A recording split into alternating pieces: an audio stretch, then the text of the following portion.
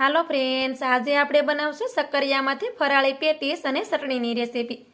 આ રીતે પેટીસ અને ચટણી બનાવી તમે તેને શિવરાત્રીમાં પણ ખાઈ શકો છો, અથવા તો કોઈ પણ ઉપવાસ હોય તેમાં પણ આપણે તેને ખાઈ શકાય છે। અને ખાવામાં તો આ પેટીસ ખૂબ જ ટેસ્ટી લાગે છે અને ઉપરથી એકદમ ક્રિસ્પી બને છે અને અંદરથી એકદમ સોફ્ટ બને છે।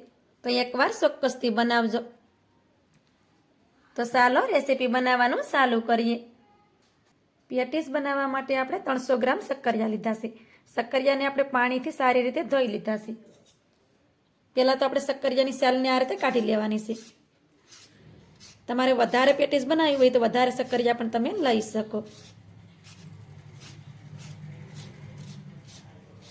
આ રીતે આપણે શક્કરિયામાંથી છાલને કાઢી લીધી છે। હવે આપણે બંને સાઈડથી આ રીતે થોડું થોડું કાપી અને કાઢી નાખશું। હવે આને આપણે નાના ટુકડા કરશું। તેના માટે આપણે પાણી લઈ લેશું, કેમ કે શક્કરિયાને આપણે બહાર રાખશું તો શક્કરિયા છે તે કાળા પડી જશે। હવે આપણે તેને આ રીતે નાના નાના ટુકડામાં કાપી લેશું। શક્કરિયાને હંમેશા આ રીતે પાણીમાં જ રાખવાનું, જેથી કરી શક્કરિયું આપણું કાળું ન પડે। હવે તેને આ રીતે નાના ટુકડામાં જ કાપી લેવાનું છે।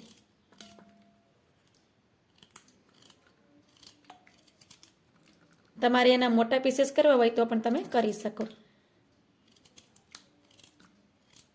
પણ આ રીતે આપણે નાના પીસીસ કરશું તો તેને બફાતા જાજો ટાઈમ નહીં લાગે। આ રીતે આપણે શક્કરિયાના નાના પીસીસ કરી લીધા છે। હવે તેને આપણે બાફવાના છે। તેના માટે આપણે કડાઈમાં 3 ગ્લાસ પાણી નાખી અને ગરમ કરવા માટે રાખી દીધું હતું। તો પાણી પણ આપણું સારી રીતે ગરમ થઈ ગયું છે। હવે તેમાં આપણે સેંધા મીઠું નાખી દઈએ। તમે તેને ઉપવાસમાં ખાતા હોય મીઠું તો નાખવાનું, નકર તમારે એને કીપ કરી દેવાનું। હવે તેમાં શક્કરિયાના ટુકડાને નાખી દઈએ, પછી તેને સારી રીતે મિક્સ કરી દેવાના। હવે તેની ઉપર ઢાંકણ ઢાંકી દઈએ। શક્કરિયાને આપણે 5 મિનિટ સુધી બફાવા દેવું।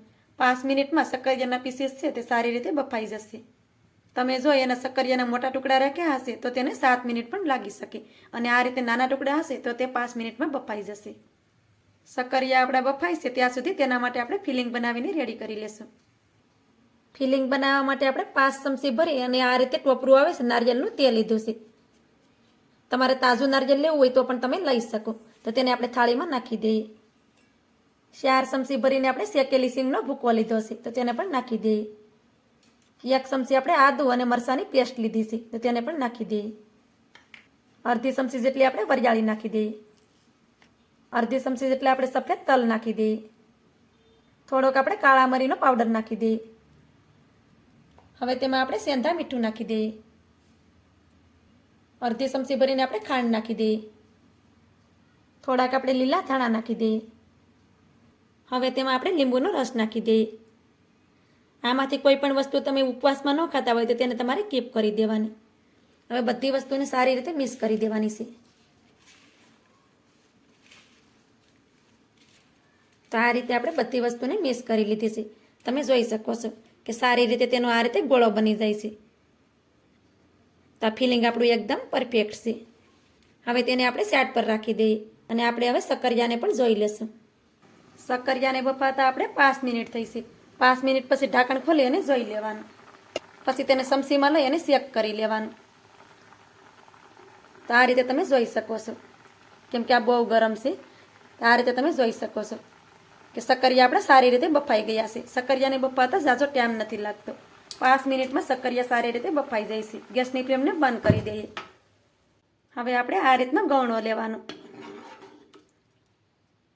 તેમાં આપણે શક્કરિયાને કાઢી લેવાના, જેથી કરી તેમાં પાણી હશે તે બધું જ નીકળી જશે। તો આ રીતે આપણે બધાય શક્કરિયાને ગવણામાં કાઢી લીધા છે। હવે તેને આ રીતે તપેલું આવે તેની ઉપર રાખી દેવાના, જેથી કરી તેમાં પાણી છે તે બધું જ નીકળી જશે અને સારી રીતે તે ઠંડા પણ થઈ જશે। શક્કરિયા આપણે ઠંડા થાય છે ત્યાં સુધી ઉપવાસમાં ખાવાની આપણે ચટણી બનાવીને રેડી કરી લેશું। ચટણી બનાવવા માટે આપણે મિક્સરનું જાર લેશું। હવે તેમાં આપણે થોડાક લીલા ધાણા નાખી દેશું। થોડાક આપણે લીલા મરચાંના ટુકડા નાખી દેશું। નાનો ટુકડો આદુનો નાખી દેશું। થોડાક આપણે શેકેલા સિંગના દાણા નાખી દેશું। અડધી ચમચી ભરીને ખાંડ નાખી દેશું। થોડુંક આપણે સેંધા મીઠું નાખી દેશું। અડધા લીંબુનો રસ નાખી દેશું, 2 ચમચી જેટલું પાણી નાખી દેશું. હવે આપણે ઢાંકણને બંધ કરી દેશું અને બધી વસ્તુને પીસી લેશું. ચટણીને આપણે પીસી લીધી છે. હવે તેને આપણે એક વાટકામાં કાઢી લેશું. તો આપણી ચટણી બનીને તૈયાર થઈ ગઈ છે. હવે તેને સાઈડ પર રાખી દેશું. શક્કરિયાના ટુકડા પણ સારી રીતે ઠંડા થઈ ગયા છે અને તેમાં બિલકુલ પણ પાણી નથી. તો તેને આપણે એક વાસણમાં નાખી દઈએ. હવે તેમાં આપણે સેંધા મીઠું નાખી દઈએ અને સારી રીતે તેને મિક્સ કરી દઈએ. આ રીતે હાથેથી મિક્સ કરી દેવાના. પાવભાજી મેસર હોય તો તેનાથી પણ તમે એને મેશ કરી શકો, પણ હાથેથી પણ તે સારી રીતે મેશ થઈ જશે. કોઈ પણ એમાં ગાંઠા ન રહે એ રીતે મેશ કરી દેવાનું. એમાં કોઈ પણ ગાંઠા ન રહેવા જોઈએ.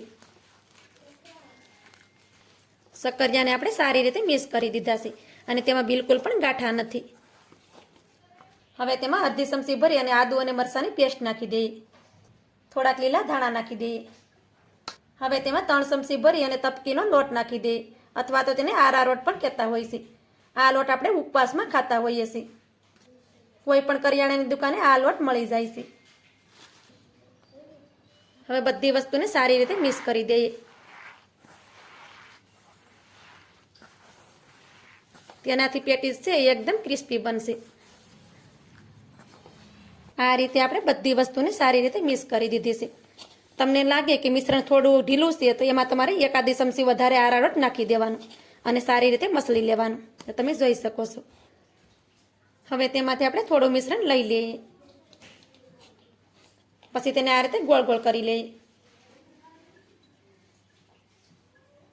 તમારે નાની પેટીસ બનાવવી હોય કે મોટી પેટીસ બનાવવી હોય એ પ્રમાણે તમારે મિશ્રણને લઈ લેવાનું. પછી તેને આ રીતે સપટું કરી દેવું. આ રીતે હાથેથી કરવાનું. થોડુંક એને પતલું જ રાખશું. વધારે પડતું જાડું આપણે તેને નથી રાખવાનું. આ રીતે પહેલાં તેને કરી દેવાનું. હવે તેમાં ફિલિંગને રાખી દેશું. તો આ રીતે આપણે 1 ચમચી જેટલું ફિલિંગ એમાં રાખી દીધું છે. પછી તેને બધી બાજુથી આ રીતે ફોલ્ડ કરી દેવાનું. આવી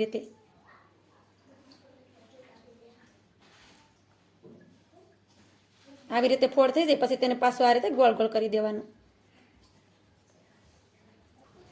તો આ રીતે તમે જોઈ શકો છો કે આસાનીથી આપણી એક પેટીસ બનીને રેડી થઈ ગઈ છે. હવે તેની ઉપર આ રીતે થોડોક આરારોટ નાખી દેવાનું અને તેને પણ આ રીતે મિક્સ કરી દેવાનું,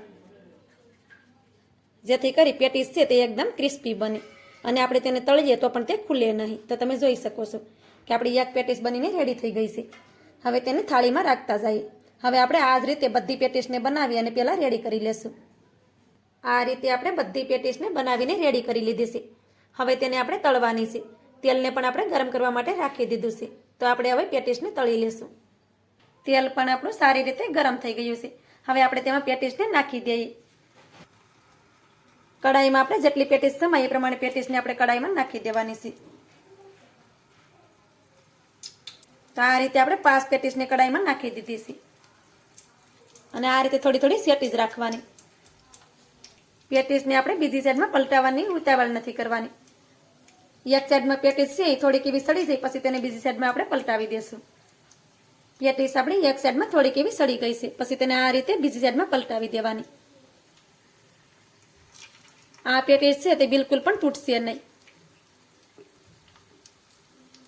અને આ રીતે આપણે બીજી સાઈડમાં તેને પલટાવી દેવાની. તો આ રીતે બધી પેટીસને આપણે બીજી સાઈડમાં પલટાવી દીધી છે. ગેસની ફ્લેમને આપણે ધીમી કરી દેવું. તો આ રીતે આપણે પેટીસને બંને સાઈડ ફેરવતા જવાનું અને પેટીસનો કલર ચેન્જ થાય અને પેટીસ આપણી ક્રિસ્પી થાય ત્યાં સુધી તેને તળી લેવાની છે. અને પેટીસને તળવામાં આપણે બિલકુલ પણ ટેન્શન નથી લેવાનું, કેમ કે આ પેટીસ છે એ બિલકુલ પણ તૂટશે નહીં, એની હું તમને ગેરંટી આપું છું. આ રીતે એકવાર ચોક્કસથી પેટીસ બનાવજો. ખાવામાં તો એટલી ટેસ્ટી લાગે છે. અને મારી ચેનલ પર તમે નવા હોય અને હજી સુધી મારી ચેનલને સબસ્ક્રાઈબ ન કરી હોય તો સબસ્ક્રાઈબ કરી દેજો અને મને સપોર્ટ જરૂરથી કરજો. પેટીસને આપણે ધીમા ગેસ ઉપર તળશું તો પેટીસ છે તે એકદમ ક્રિસ્પી થશે. હાઈ ગેસની ફ્લેમ પર પેટીસને આપણે તળશું તો પેટીસ છે તે ઉપરથી તો સડી જાય પણ તે ક્રિસ્પી નહીં બને અને અંદરથી તે કાચી રહેશે. તેને આપણે ધીમે ગેસ ઉપર જ તળવાની છે. તેને તળવામાં આપણે બિલકુલ પણ ઉતાવળ નથી કરવાની. તો આ રીતે હવે તેને ફેરવતા જઈએ અને બંને સાઈડ ક્રિસ્પી થાય ત્યાં સુધી તળી લઈએ. પેટીસને આપણે ધીમા ગેસ ઉપર જ આ રીતે ફેરવતા ગયા છે અને પેટીસનો કલર ચેન્જ થયો ત્યાં સુધી આપણે તેને તળી લીધી છે. પેટીસ આપણી એકદમ ક્રિસ્પી બની ગઈ છે. હવે તેને કાઢી લઈએ. આ રીતે તમે પેટીસ બનાવશો તો એક પણ પેટીસ તમારી ખુલશે નહીં.